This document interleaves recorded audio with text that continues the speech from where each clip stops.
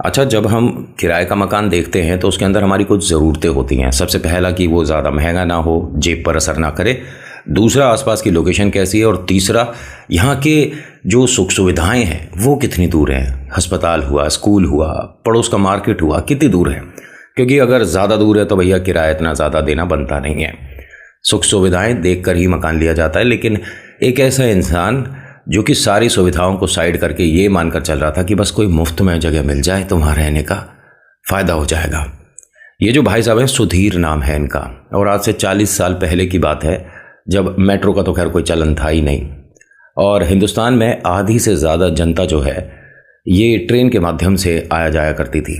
ये जहाँ से आए हैं वो एक ऐसा प्यारा स्थान है जिसे हम, मतलब मथुरा से आए हैं, जिसे हम कन्हैया की नगरी कह सकते हैं। वहाँ हर कोई कन्हैया के गुणगान करता है। लेकिन ये जो आदमी है इसके पास फुर्सत नहीं होती।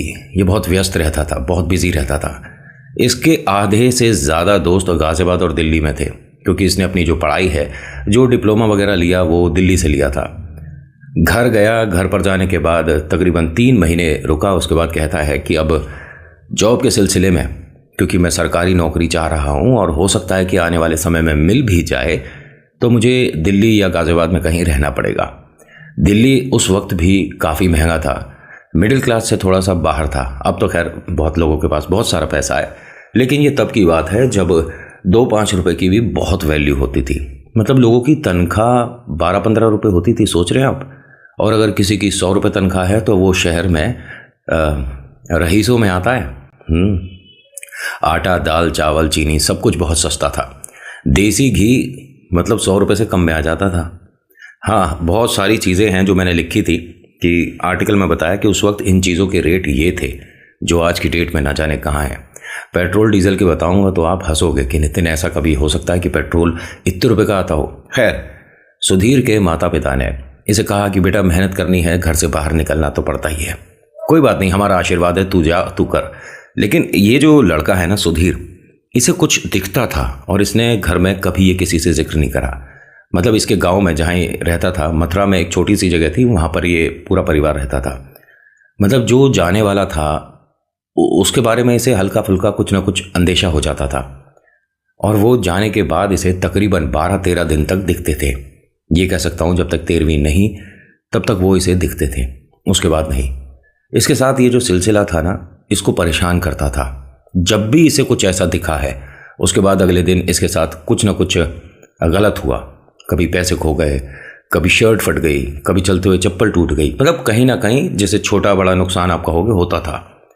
इसने घर में ये जिक्र नहीं करा कि मेरा मजाक बन जाएगा, मेरे बारे में सब लोग ना जाने कैसी बातें करेंगे। क्योंकि आज की डेट में तो आप इसे इग्नोर कर सकते हो, लेकिन पुराने समय में 3 बार खटखटाने को प्रेतों का एक संदेश मान लिया जाता था। और घर में अंदर से कोई दरवाज़ा ना तो खोलने आता था, ना जवाब देता था कि कौन है। और ये बात सच है, ठीक है। जब ये सुधीर अपने मथुरा से गाज़ियाबाद आया तो गाज़ियाबाद आने के 3 बड़े कारण थे। पहला कि दिल्ली से सस्ती जगह पे मकान कमरा मिल जाएगा। दूसरा, गाज़ियाबाद में बहुत सारे इसके मित्र रहते थे। और तीसरा कि दिल्ली के एक तो नज़दीक और गाज़ियाबाद में भी जॉब के लिए ट्राई कर सकता हूँ। जब तक सरकारी नहीं मिलती, कोशिश तो कर ही रहा हूँ, तब तक गाज़ियाबाद में जैसे फैक्ट्री हैं बहुत सारी, तो उनमें कहीं ना कहीं कुछ ना कुछ ट्राई कर लूँगा। मतलब ये मानिए कि इसे आए हुए गाज़ियाबाद में कुछ ही घंटे हुए थे, मकान मिल गया। इतनी जल्दी तो मतलब इंसान को पिज़्ज़ा नहीं मिलता जितनी जल्दी इसे मकान मिल गया। 1 कमरे का मकान है और ये काफ़ी दूर है। अब तो पैर रखने की जगह नहीं। गाज़ियाबाद में बड़े बड़े बिल्डिंग, बड़े बड़े अपार्टमेंट्स और मॉल और न जाने क्या क्या।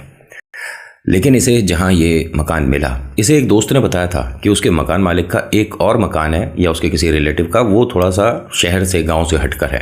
हाँ, गाज़ियाबाद उस वक्त गांव ही था जिस वक्त की मैं बता रहा हूँ।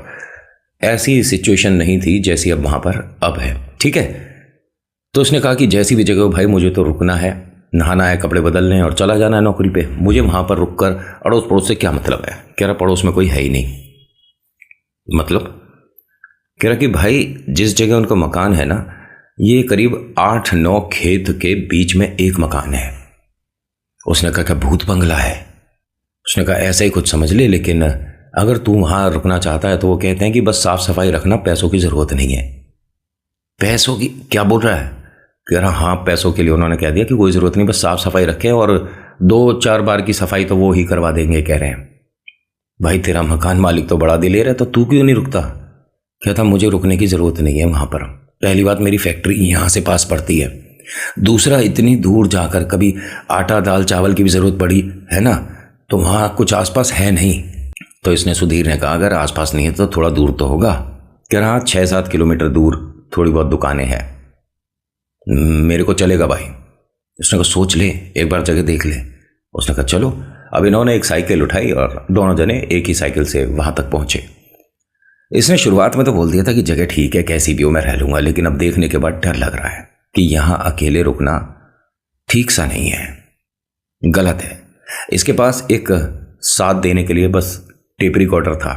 आज की डेट में तो ब्लूटूथ और ना जाने क्या क्या स्मार्टफोन्स, इसके पास ऐसा कुछ भी नहीं था। उस वक्त तो फ़ोन ही नहीं थे, मोबाइल फ़ोन्स। सिर्फ एक टेप रिकॉर्डर था और एक बैग था जिसमें कुछ 2-4 जोड़ी कपड़े थे। इसके दोस्त ने कहा कि जगह देख ली, मकान देखने की अब अंदर से ज़रूरत है या नहीं। उसने कहा यहाँ तक आए हैं तो मकान भी देखूंगा। देखा तो भाई साहब बहुत बड़ा एक खंडर सा मकान, जिसमें जाले, तमाम गंदगी, ज़मीन पर इतनी मोटी मोटी मिट्टी पड़ी हुई है। लेकिन घर इतना बड़ा होने के बावजूद सिर्फ 2 कमरे। वहाँ पर रसोई की कोई अलग से व्यवस्था नहीं थी कि ये रसोई है, ये ऐसा और वैसा। और जो वॉशरूम सा बना रखा था वो भी बस कच्चा पक्का ही सा था और घर के अंदर नहीं था, वो घर के बाहर था। इसने कहा यार जगह तो बहुत ही ज़्यादा ख़राब सी है, मैं तेरे साथ वहीं ना रह लूँ जहाँ तू रहता है। कह रहा हम 5 लड़के रहते हैं वहाँ और हमें मालिक ने कह रखा है कि अब कोई जब तक यहाँ से जॉब मतलब नहीं निकलेगा, जब तक कोई लड़का और नहीं आएगा। यार ये जगह तो बहुत ख़राब है। तभी 2 आदमी आते हैं और वो कहते हैं कि हमें साहब ने भेजा है मकान की सफाई करने के लिए, तो आप बाद में आइएगा।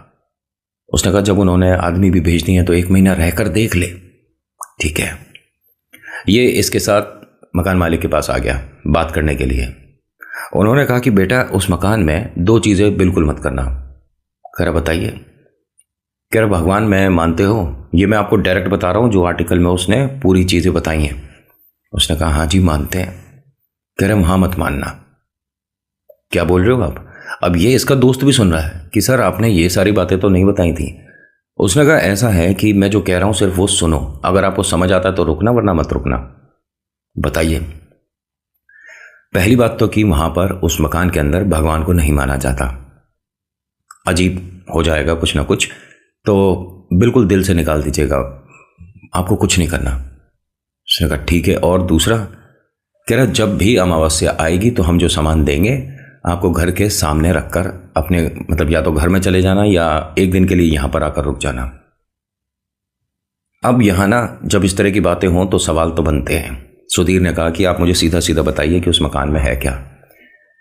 कहते हैं कि जो वो बना रहे थे मकान, वो 5 दिन बाद सब लोग मृत मिले थे जिनसे वो मकान बनवाया था। और कहते हैं कि उनके सभी के पैरों पर एक अजीब सा निशान बना हुआ था। वहाँ के लोगों ने करीब 16-17 लोगों ने जगह छोड़ दी। वहाँ पर आपको क्या लगता है कि सिर्फ अकेला यही मकान था? कच्चे पक्के से और भी मकान थे जो न जाने अब टूट के कहाँ चले गए, क्या बिखर गए। बहुत से लोगों ने तो अपने आप ही वो तोड़ दिए। लेकिन कहते हैं वो प्रेतों का घर है। सीधा सीधा बता रहा हूँ, मर्जी हो तो रुकना वरना नहीं। उसने कहा अच्छा, तो आपको लगता है कि प्रेतों के घर में भगवानों की पूजा नहीं होती? अगर मैं आज जाकर वहाँ पर पूजा पाठ शुरू कर दूँ तो क्या होगा? खैर तुम्हारे साथ नहीं होगा, क्योंकि तुम्हारी तो रक्षा ईश्वर कर रहे हैं, तुम्हारे घर वालों के बारे में थोड़ा सोचना पड़ जाएगा। इस आदमी ने इस तरह से बात करी ना तो अपने घर वालों की हर कोई परवाह करता है, चाहे बातचीत ना होती हो, लेकिन हाँ उनके ऊपर कोई बात आई तो हम खड़े हैं। इसने कहा कि ऐसा है जी, मुझे आपका मकान नहीं चाहिए, क्योंकि इतनी सारी शर्तें और वो भी अजीब सी डरावनी सी, मेरे को नहीं चाहिए, मैं कोई और मकान देख लूँगा। तो उस आदमी ने कहा कि मैं तो सोच रहा था कि आज की डेट में लड़के दिलेर होते हैं, हमारे समय में हमें डर लगता था, लेकिन तुम तो पढ़े लिखे लग रहे थे। और हंसकर कहता है कि अगर मैं तुम्हें वहाँ रुकने के कुछ पैसे भी दूँ तो भी नहीं रुकोगे। पैसे? पैसे कौन देता है अपने किराएदार को मकान में रुकने के? कह रहे मैं देता हूँ। भाई मेरी वो जगह है, साफ सफाई रहेगी, उसके मैं जो पैसे बनते हैं किराए के तुम्हारी तरफ से वो मैं दे दूंगा, और हाँ एक टाइम का खाना भी पहुंच जाएगा। इसने हाँ कर दिया। कच्चा लालच बोलते हैं इसे, और ये कहते हैं कि वो जिंदगी की सबसे बड़ी गलती थी मेरी जो मैंने हाँ करा। एक अजीब बात बताऊं कि इस घर में जब इसने प्रवेश करा उसके बाद से इसका सिर भारी रहता था।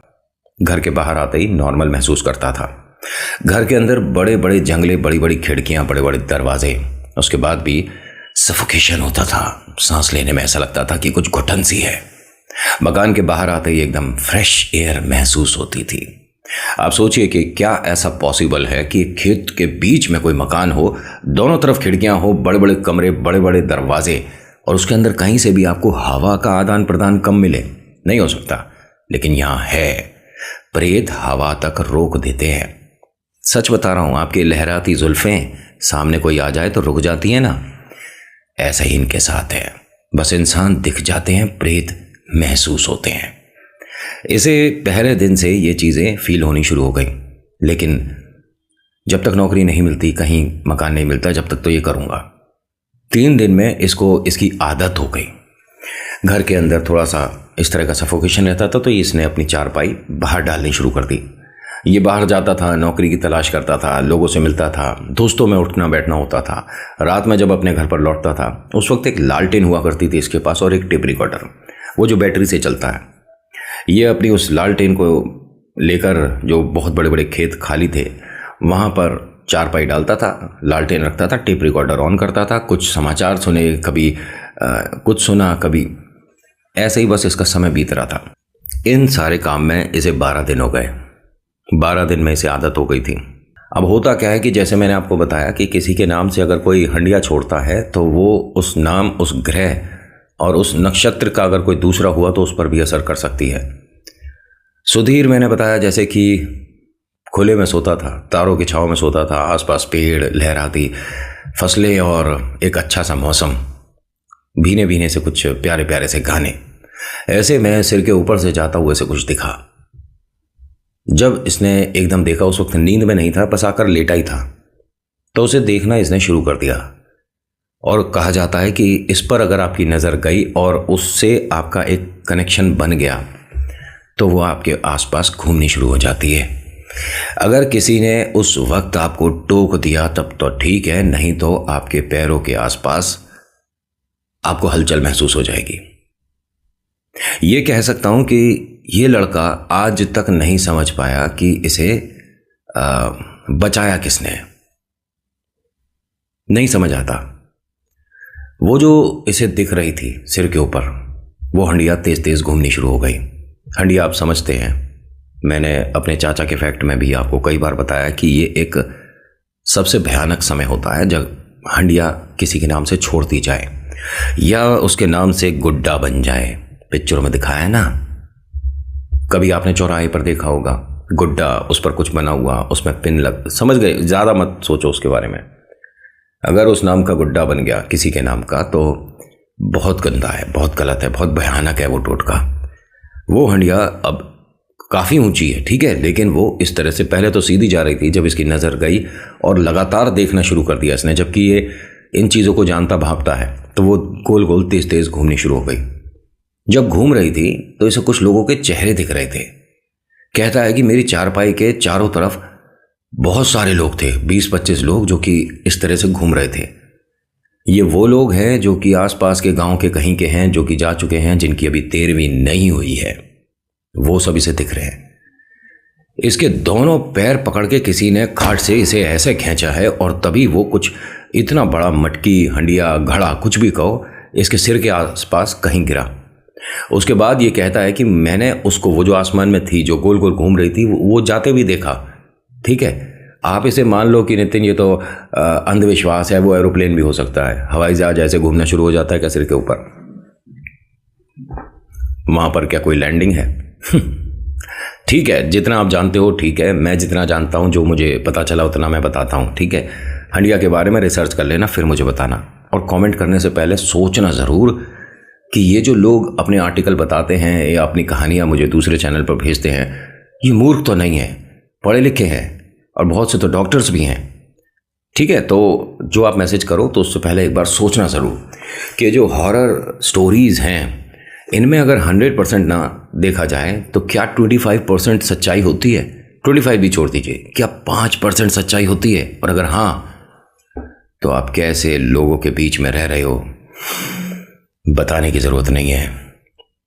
इसे आज तक नहीं पता चला कि किसने मेरे पैर खींचे थे, क्योंकि ये जो लालटेन है लेकर ये आसपास के सभी खेतों तक गया, लेकिन इसे कोई नहीं मिला, किसी ने इसे बचाया। इसने हर किसी से कहा कि मेरे पैर खींचे गए हैं, और जब मैं मतलब नीचे गिरा हूँ ना खाट से, तो पीठ पर उसके बैक में पूरी रगड़ थी कि मैं झूठ नहीं बोल रहा। और अपने आप पॉसिबल आदमी ऐसे नहीं कर सकता, आप कितनी भी कोशिश करके देख लीजिए। ये सिर्फ फिल्मों में हो सकता है इफ़ेक्ट्स के माध्यम से, लेकिन सच्चाई में पॉसिबल नहीं कि आप बिना सहारे के अपने आप को पैरों की तरफ खाट से इस तरह से बाहर कर दो, नहीं हो सकता। ये इसी वक्त यहाँ से भागता हुआ मकान मालिक तक पहुँचा, तो देखता क्या है कि मकान मालिक और उसके जो भी घर के सदस्य हैं सभी लोग गेट पर खड़े हैं और ये बाहर की तरफ देख रहे हैं। पहले का टाइम है, वो उस तरह के मकान नहीं थे, बहुत आलीशान शानदार साधारण सा मकान था। सब लोग बाहर की तरफ खड़े हैं और सभी के हाथ में इसने छोटे छोटे दिए देखे, जिनमें से कोई भी जल नहीं रहा था, दिए थे। लेकिन जैसे ही वो आया, इन सभी ने एकदम से उसको देखकर नीचे फेंक दिए। क्या कर रहा है यहाँ पर? कल ही मकान खाली करो और यहाँ पे आने की ज़रूरत नहीं है तुझे। उसने कहा लेकिन जो मेरे साथ हुआ मैं आपको, हाँ हमें कुछ नहीं सुनना, तुम अपना सामान सुबह ले जाना, अब वहाँ जाने की ज़रूरत नहीं है। जब इस तरह से मकान मालिक बात कर रहा था तो जो अंदर सभी लड़के रहते नहीं हैं, 5-6 लड़के, वो भी आ गए कि अरे इस टाइम रात में ये सब लोग क्या कर रहे हैं और तू यहाँ क्या कर रहा है? उसने कहा भाई मेरे पैर किसी ने खींचा है वहाँ। क्या? और हाँ, मेरा पैर खींचा है और मेरे पीठ में बहुत ज़्यादा दर्द हो रहा है। उससे कहा एक लड़के ने कि एक मिनट शर्ट हटा के दिखा। जब शर्ट हटाई तो भाई साहब पीठ पर बहुत मतलब लाइनें पड़ रही थी, जैसे कि वास्तव में या तो वो रगड़ जो होती है खाट की, जो चारपाई का जो डंडा होता है उसकी रगड़ हो, या ना जाने ये जो बोल रहा है सच है। इसके पैरों को देखा गया तो पैर पकड़ने के निशान थे इसके पैरों पर, और ये 2.5 साल तक निशान हटा नहीं। बहुत से लोगों ने उपचार बताए थे, गोले का तेल लगा लो, ये वाली दवाई, वो वाली क्रीम, परमानेंट निशान हो गया था ऐसा मान लिया। लेकिन 2.5 साल बाद वो निशान अपने आप चला गया, पता भी नहीं चला। ये कहता है कि जब मेरे साथ ये चीज़ हुई, मतलब मैंने सिर के ऊपर घूमता कुछ देखा और मुझे किसी ने खींचा, उसके बाद से वो जो 13वीं जब तक नहीं होती लोग दिखते थे, दिखने बंद हो गए। कह सकते हैं कि इसके पूर्वज उस वक्त इसे बचा कर ले गए। एक ने आर्टिकल में अपना मेंशन ये किया था कि वो तांत्रिक हैं। मैंने आर्टिकल के नीचे कमेंट्स होते हैं वो पढ़ा ना, तो उन्होंने बताया कि बेटा तुम बहुत किस्मत वाले हो कि तुम्हारे जो लोग जा चुके हैं वो तुम्हारे ऊपर एक सच्चा और मतलब अच्छा आशीर्वाद रखते हैं, इसीलिए तुम उस घटना से बच गए। वरना अगर हड्डियां किसी के नाम से, किसी के ग्रह नक्षत्र से मैच कर गई तो उसकी बस फिर खबर ही आती है। आज के आर्टिकल में वैसे इतना ही है, कैसा लगा बताना ज़रूर। So thank you so much for watching. मेरा नाम नितिन है, मुलाकात करूंगा आपसे एक अगली वीडियो में। हर हर महादेव, जय भोलेनाथ, धन्यवाद।